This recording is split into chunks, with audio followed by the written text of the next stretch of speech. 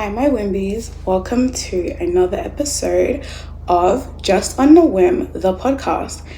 I really like the engagement that's been happening for my last 3 episodes. This is going to be day 3 of posting for 7 days in a row, just so I can get into the momentum of posting and getting my content out there on the media. So I want to thank you guys so much for subscribing. I love you guys loads. What's my intro? Yeah, I hope you guys have had a week of resting, resetting, and digesting, whatever that means for you. But without further ado, I'm going to go straight into the topic. But how has your week been, guys? How has your week been? What have you been getting up to? Have you been working out? Are you sick? Are you recovering? Like, what's the vibe? What are we doing? What's the vibe? I have been working, but my work roster has changed. So I'm working in the evening, which I actually kind of like. I have so much time in the day to do other things because during the week, I don't really do jack besides work. So I'm currently on break for uni. So I have all the time in the day to do absolutely nothing, which I like, and I still get to work towards the end of the evening. So it's a win-win for me. But how has your week been? Yeah, we're really getting into this momentum of making content. So I don't know. What do you guys think of the content I've made so far? Like, I've done the women versus culture war. I've done sis, nobody has died from being single. Episode 3, making room for disappointment. And today's episode is going to be, you are not defined by your abilities. So let's unpack that. I have so much to say about this. I'm somebody who grew up basically receiving a lot of validation from my academics. I was also a glass child, meaning I often went invisible in my household, and that forced me to become independent emotionally, mentally, and in some cases physically. Like, my mom still took care of me, still took care of the family. She did her role as a parent, but other aspects of my development often went neglected, and that affected me. So let's unpack that. And growing up now as an adult, I find myself challenged with finding value outside of the things that I've achieved and outside of the things that I haven't achieved. So it's easy for me to, I don't want to say condemn, but it's so much easier for me to feel less than when I have not completed or achieved certain tasks, when I have not ticked off certain things on my life goal or vision board, when I haven't done certain things. It's really hard. Like, I'm often told by people close to me that, they affirm me with good words and they edify me and uplift me. But it's so hard to accept those things. It's so hard to receive those things sometimes, because it's like, but what have I done exactly? And that's a mindset that I'm still working on. And just like the title says, you are not defined by your abilities. I'm the biggest advocate for self-love. I'm the biggest advocate for developing oneself and doing all these things. But one thing I often found was that the gratification came after achieving certain things or after doing certain things. But it can be confronting. I lost my train of thought. Golly. Yeah, it's really hard to receive. I don't need validation from people. Like, one of my love languages definitely is words of affirmation, but affirmation and validation aren't the same thing. Like, I still validate me, but affirmations helps. So I often received a lot of that affirmation, and in some cases also validation from my academics. When I did good, my mom would always commend me. My mom would always praise me for how well I was doing at school, for how well I was, achieving certain things, getting rewards, getting certificates. She would most likely give me attention when I did things. And so when I didn't do things, it wasn't like I was punished or anything. Like, no. but I either got a reward or nothing at all. Like it was never a thing of, oh, I'm so proud of you, like you make me like, yeah, like maybe I can recall a few moments in my childhood, but then again, she's an African mother. Like African parents are just like that because that's how they grew up. It's a cycle that they've developed over time with their grandparents, well, my grandparents and their grandparents. Like it's a cycle. It's not common for parents to praise their kids for just existing. Sometimes they do, but traditionally, it's not a common thing. So that's something I developed, and I feel like a lot of Black girls can relate to this as well. A lot of Black ethnic girls, whatever part of Africa you're from, or even if you're not African, like other parts of ethnicities can relate to this as well. And with that came imposter syndrome. That was it was a symptom that I struggled with, especially in high school, post high school, so university. Number one, university is a completely different ballpark. Nobody tells you how challenging university really is. Like, nobody tells you. And that was a defining moment for me. A very defining moment for me. So when I didn't have anybody to affirm me, like my mom kind of was like, go your way, like you're in university now. And also it's a completely different environment. You don't have teachers encouraging you on the side, reminding you of how, like, they don't know you. And honestly, they don't really care.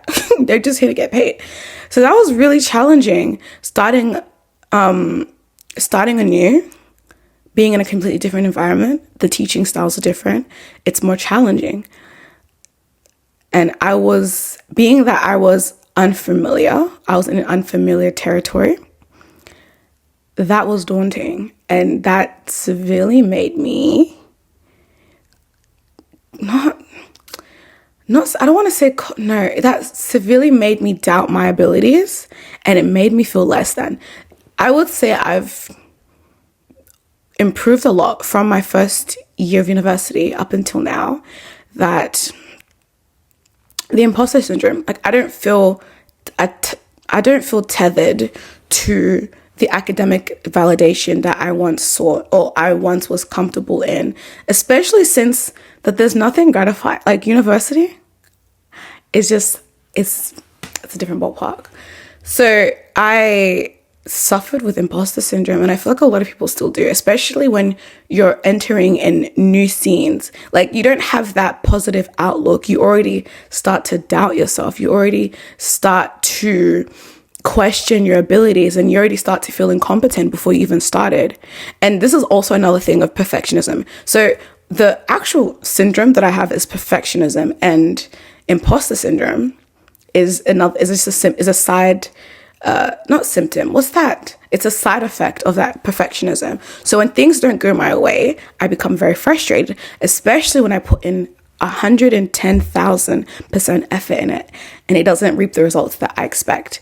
And instead of me giving myself the grace of saying, oh, well, you haven't done this before, or this is a new skill that you haven't yet achieved or mastered, I don't give myself that grace, because I'm also someone who tends to be really good at things on the first, second go. I'm highly adaptable, and I'm a multifaceted person.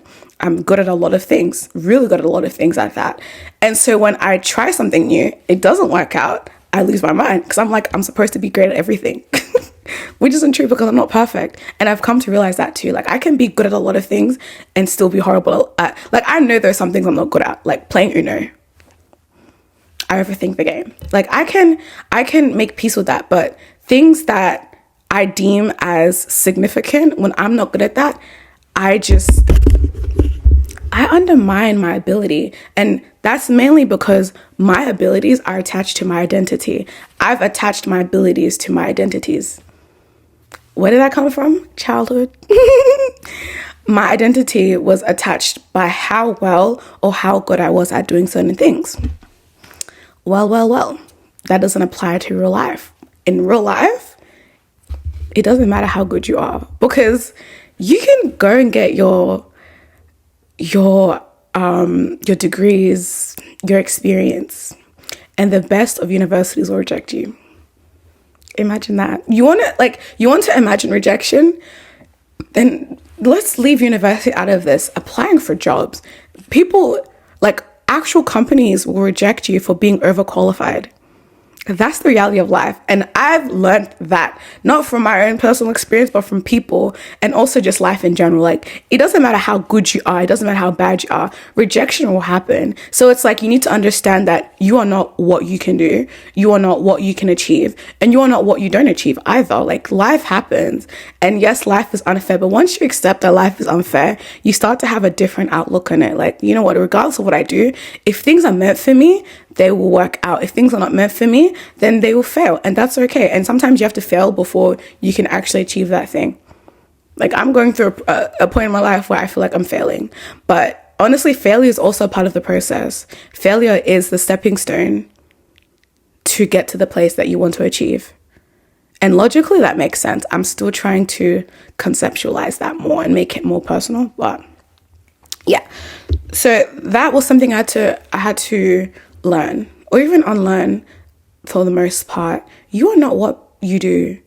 And you can get into this, I'm going to even say delusion, where you start chasing value. You can't chase value. You can't chase, how can I say this?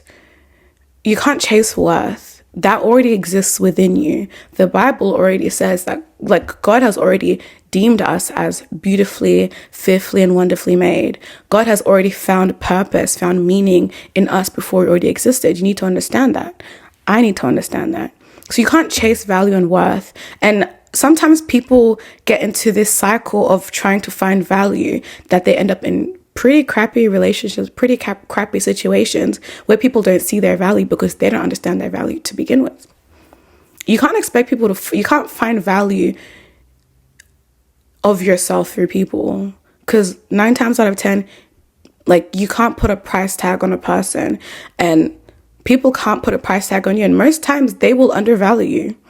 They will undervalue you, or they won't see your value. And that's not up to them to decide or to dictate. That they can't do that. And are you going to be upset when they don't value you? Well, you yourself don't even know what you're worth. So how can you expect them to know what you're worth? And in the end, you just end up feeling depleted and used. Like, there's no point in that. But you need to go and first find that for yourself. I know my value. I've developed my standard. I know the kind of life that I want to live. And I know that outside of what I have, I'm still valued. And that's something I feel like it's going to take a lifetime for me to grasp and engage more and more. Like, my understanding will increase. Like, the depth of my understanding will increase. So for the most part, or generally speaking, I know my value, which is why I don't want to entertain men, which is why I don't want to be in unhealthy relationships, which is why I don't even like to be in large groups. I prefer to maintain small relationships with a small amount of people. It's easier that way, and I just don't have the time or the efficiency. Like, I can't do it, guys. But it's so much easier to navigate your life when you know what you want and what you don't want. Yes, it's sad because it means that you might have to miss out on things.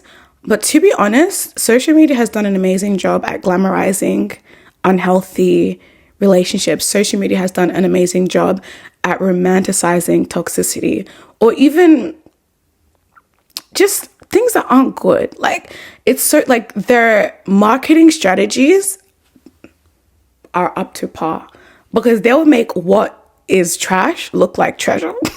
They've done a great job at that. But we now need to have our own understanding. We now need to start to see the world for what it really is. Not everything that glitters is gold, babe.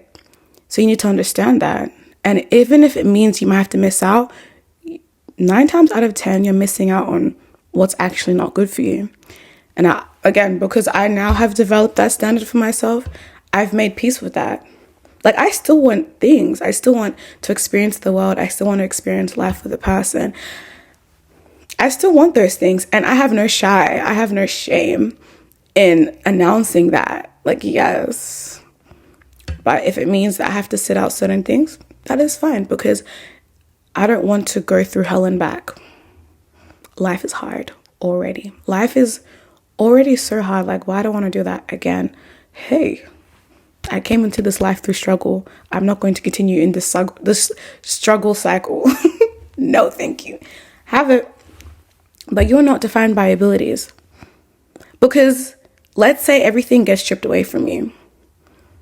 Are you now a worthless person? Are you now someone who is not deemed lovable? Are you now someone who is not deemed worthy of good things? No. Life can happen at a blink of an eye. And when I say life, I mean trouble, struggle, challenges, trials, tribulations. I have been put in situations, or I'm currently even in a situation where I cannot do things the way I was able to. I do not have the capacity to do a lot of the things that I once had the capacity to do. And this is only a difference of 5 months? Am I going to now tell myself that I cannot enjoy life? Am I going to tell myself that, or am I going to rid myself of the goodness of life that I can still gain, that is still tangible to me? No. And just because you don't have the strength, just because there are certain obstacles in your way that's preventing you from doing certain things, it does not make you unintelligent. It does not make you incompetent. It does not make you stupid. It does not make you whatever the synonyms. The synonyms are endless. No. You're still that very smart person. You're still that very intelligent person. You're still that very competent person. You're still that very capable person, and you're still worthy of love. Just because nobody's showing you attention right now, it does not mean that you're unlovable. Just because all the jobs of companies are rejecting your resume does not make you less qualified. Maybe you might need to switch up your resume a little bit, but that doesn't take from the experience and the research and the studying that you have put into your degree. That does not take from the creativity and the innovative ideas and skills that you have to offer. It does not make you less creative or less of an entrepreneur because you're not having customers. The value and the value that you have to offer the world is still there. Sometimes you just have to wait. Sometimes you have to keep trying. And that's where I am. Just don't give up. But you're not worth the things you've achieved. But you need to also understand, like, who are you? Because one thing a friend told me, actually, because I was going through a bit of a breakdown. I'm going to be honest with you, she was like to me, she said, when people pass away, and this is very unfortunate, she had lost a loved one, I think maybe a couple of weeks before we had this conversation. And she was like to me, the funny thing about funerals is that when they do the eulogies and they speak about the person's life and they go over basically the person and who they were and how they were in the world, they never once mention their achievements. They always talk about the characteristics. They always talk about the light and the love that they brought into the world. It was never the things that the person has done. Yes, maybe in passing, they might say, oh yes, they had achieved such and such. But the most important thing that they mentioned in funerals was the character, the essence of the person, how they were around family, how much they were loved and how much they loved the people around them.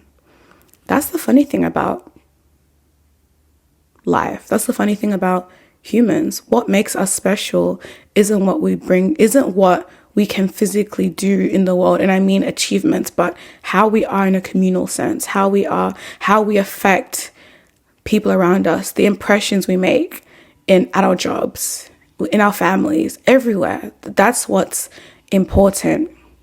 Finding value outside of accolades.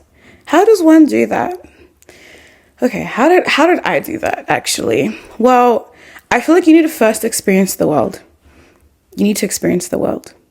You need to experience the world and meet new people outside of, yes, school is good, study, but life is beyond studying.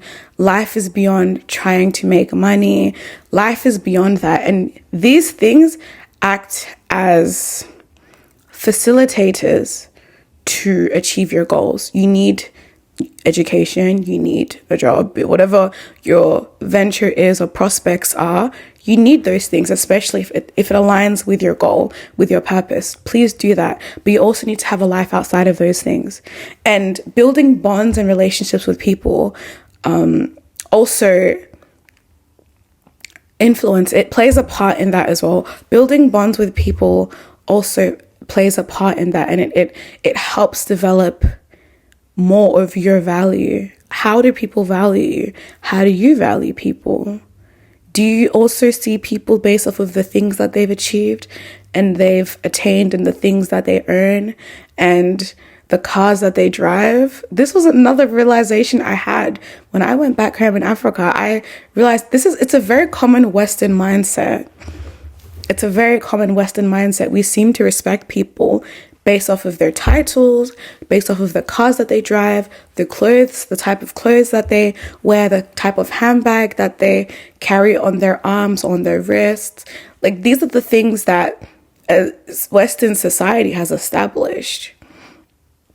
And we value, or if not, we conflate that. We conflate the two. We conflate a person's worth with their money, their education, their this. And yes, these help. You will receive more recognition if you've achieved certain things. And I feel like in that practical sense, that's when it's important. But when it comes to valuing people as a whole, we need to remove those things away. Otherwise, that's how you'll also start to view yourself. Everybody is human. Everybody's a child of God. Everybody's loved by God. Okay, maybe not everybody's a child of God. Everybody's human. Everybody is deemed valuable. Like, another thing is for also me to understand my value in God, my value in Christ. How does God view me? It says that before I was knitted in my mother's womb, I was already known. That, if you're a religious person, that is another way that I started to accept myself more. I could end the chase or the hamster wheel cycle of trying to find myself in things. Because one, the feeling or the gratification or even that acceptance that you get, it's transient, it's fleeting. It doesn't last long because you're going to be looking for the next thing. Recognition, clout gets into people's heads. Fame gets into people's heads. It feels nice to be recognized. It feels nice to be known. But you should also understand that before these things, you already are incredible. You already are valuable. You already are precious. You already are, like, nothing can compare to your worth.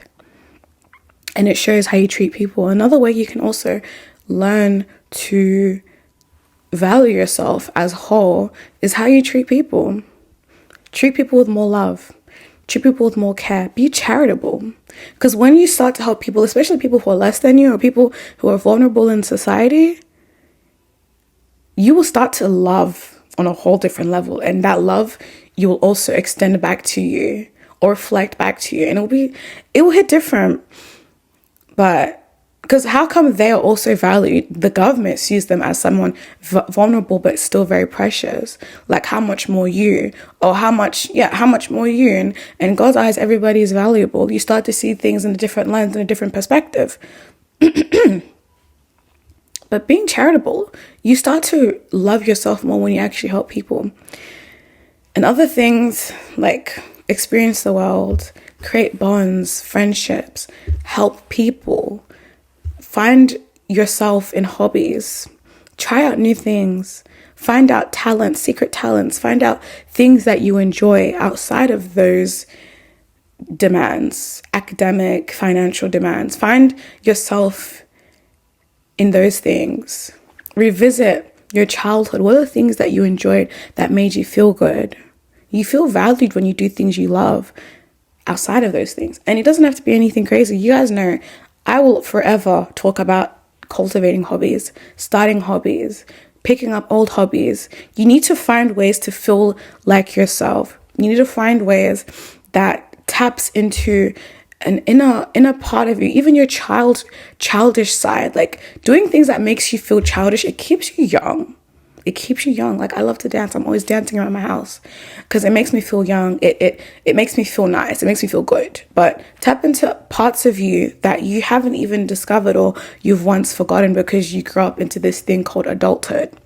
Yes, you do get lost in adulthood. I've even found myself getting lost into adulthood, and it's quite petrifying actually how quick time flies. But you gotta find yourself in things that you enjoy, or learn new things, try new things, travel the world, like do these things. And I also find seeing a different side of life will make you appreciate your own and make you realize how valuable people are as well, and make you and subsequently you'll start to treat yourself differently.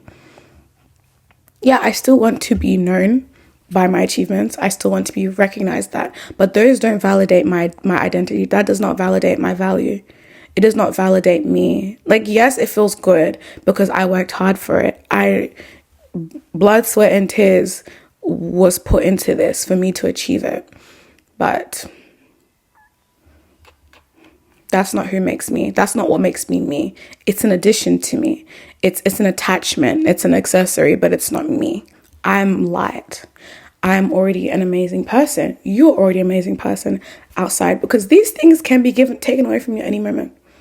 Does that make you less of a person? Does that make you less valuable? You get a lot from your job. Maybe in your eyes, you're no longer at service to them, but that doesn't take from you. Someone else is going to appreciate your qualifications. You might be needed elsewhere. But let's say if you're laid off for a while, that still doesn't take from your identity.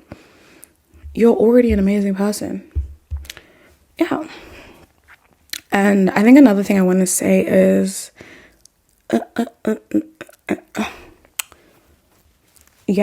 loss.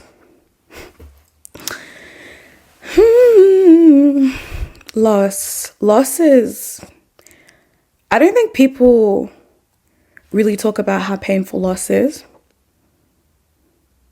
Like to lose something, or to feel even loss. Like loss in a sense of you've once had possession of something and it's taken away from you, and loss in the sense that lost, like you feel lost.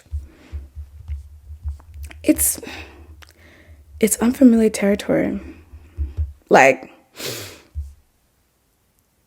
nobody talks about the regression of life. Like I feel like this thing called regression, or the regression of life, is unspoken of. Like it may be mentioned, but it's not a common thing that is spoken of in conversation. Like it's like when you reach a peak, whether in your career, your relationship, your job, there was some setback that was thrown your way, and you're driven back to square one. And sometimes even the negatives. It's very discouraging. I've developed a better perspective of it gradually. Because when it first happens to you, you feel like it's the end of the world for you. It feels like the world has, come crashing down. Everything is tumbling down and you're finished. Like it genuinely feels like that. Right now it doesn't, because I'm trying to affirm and have faith that, number one, things are going to work out because God is on my side. I believe in the good God. I serve the good Lord. And I know that God will never fail me, and he never has in the past. I'm a bit confused, but that's okay, because I don't have the answers. God hasn't revealed the answers or the meaning behind all of this, which is something I'm coming to terms with. But it's discouraging because I feel like what's made it hard for me is the fact that it's happening again and again and again and again and again. And I'm like, oh my gosh, how much more can I take? And because I always say I'm over this, and then it happens again, and I'm like, okay, I'm really over this. And then it happens again, I'm like, okay, like, am I really over this? Like, can I take a couple more hits? Like, I don't want to, but I've survived every other time in the past. So surely. But it's an even harder pill to swallow, you know, having to believe that all this frustration, pain, suffering is conducive to cultivating the best you. Because it's like, I don't see how this is benefiting me in any way. Like, tell me how this is actually good for me, because it doesn't feel like it.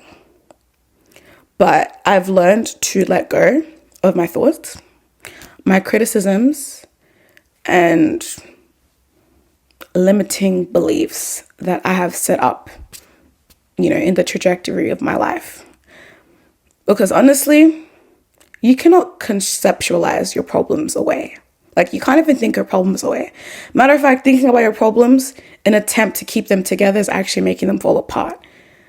So from like a Christian perspective, if you're religious or not, if God's got you and he's promised that he's got you, babe, you're good. You're good. You're good. And I get it. Like, I've been disappointed so many times, but I guess the good thing is that I have not died. Like, all that disappointment has not killed me. And it never will, because it has not in the past, and God will not allow that to end me. So if it's not killing me, what is it making me? It's making me stronger. What doesn't kill you make you stronger? And we cannot cry or even whine about how life is so much harder for us. Honestly, life is just spin the dice. I feel like life just passes the cards out to whoever. Like, it doesn't check anybody's past history. It doesn't go through background checks. It just passes the cards to whoever. And if that's your card, baby, like, it's been dealt, deal with it. Like, if the cards have been dealt with, you deal with it. There's no point whimpering about how much harder you have to fight. Like, I get it. Your feelings are valid. My feelings are valid. I can complain about it, but I have to go through the storm regardless. But if you really believe the good God that you serve, like, you will be fine and everything will work out for your good. And you have to believe that as well. Even if it's the tiniest of faith, like, you have to believe that. But yeah, like, life is ass. Life is full of shit. Like, I'm gonna say it right now. It's horrible, but life doesn't care. Like I said, once you start to accept that life does not care about you, you'll start to care about your life even more. Like, you can wake up tomorrow and have cancer. Are you going to cry? Yeah, you can cry. You have every right to cry, but you're going to have to fight it. And that's life. That's life. But I feel like there's also peace in knowing that despite what I'd gone through, like, I came out okay on the other side. I may have not felt like I was the strongest, but I came out okay. And the irony is that whenever I felt like I was the weakest, I was actually strong. And I don't know how to explain that, because when I feel like I'm at my bottomless pit, it's when people tell me how strong I am. And I'm like, I don't want to hear that right now, because I don't feel strong. And it's like the fact that you're holding on is an example of that strength. Your strength to continue, your strength to keep fighting on. A lot of people give up, but you haven't.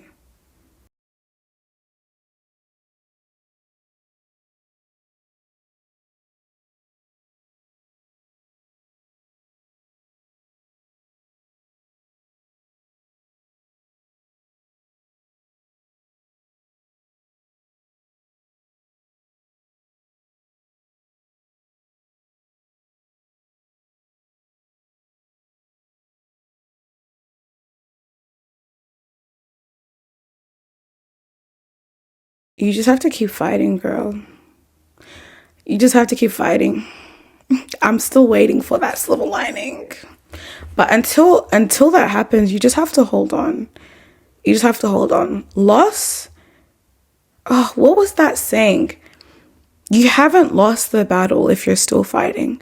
Like, that's something you need to remember. Like, it's not lost if you're not dead. It's not lost if you're still in the battle. And sometimes we may not even be fighting the battle. Sometimes it's God fighting our battles for us. There'll be moments where we have to take a step back, like, and let God do their battles for us, because some things we cannot handle. And that is life. This thing called life, that is what it is. What else do I want to say? I feel like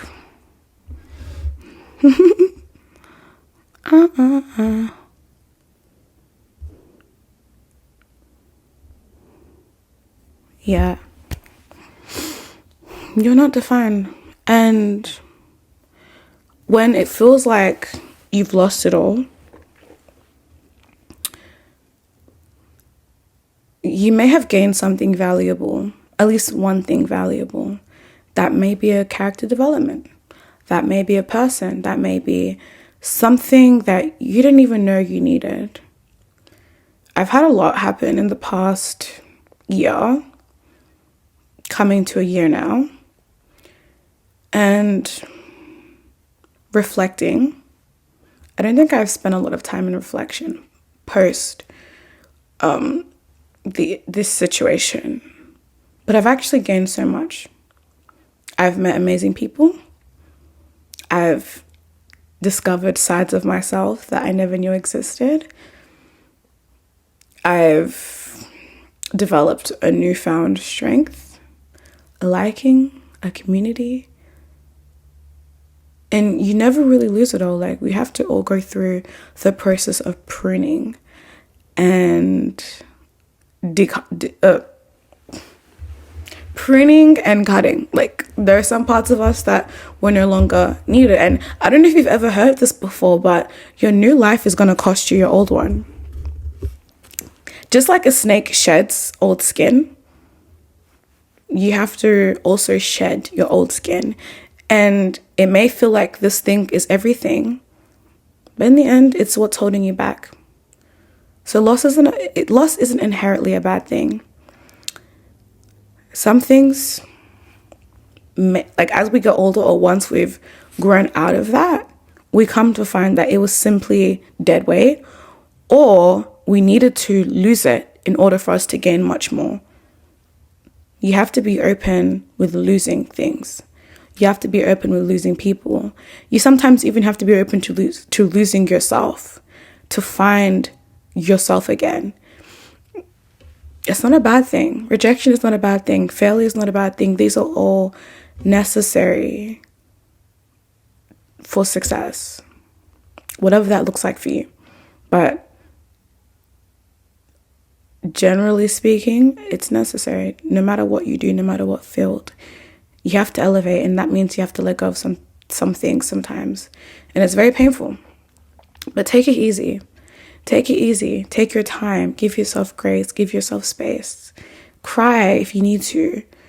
Whatever feels right for you, do that. But it's not a bad thing. It's not evil. And you don't even need to blame God, because maybe that very thing ending was the cause or the catalyst for whatever plans you have set up. You need to embrace that. It's not a bad thing. It's not a bad thing. Sometimes it's healthy. Our cells die and regenerate. Not even regenerate. Our cells die and new cells are created. There's a cycle. Life is a cycle. Change is constant. It's the one thing you can rely on to be the same, which is funny because change is changing, but yeah, our cells don't even stay the same. We think they stay the same, which they do, but your skin cells, they die and new ones are created. Your hair follicles, your hair falls out to accommodate for new hair, new hair strands. Everything dies. Your heart cells, everything, they die. Things are never meant to be the same. That's the way of life. That's the principle of life. But I think that's all I have to say for this episode. That's all I have the strength and the energy for today anyways. So I really hope you guys enjoyed. And remember that you are already valued. You're already amazing. You're already incredible. You don't need to go and try and find your value in people. That's how you end up hurt and confused. You don't need to try and chase. Please, if you want to achieve many things in the world, go and do that. Go and make a name for yourself, but already know that you are known before all of that. So yeah, thank you guys so much. I hope you guys enjoyed, and I can't wait to see you guys in the next episode.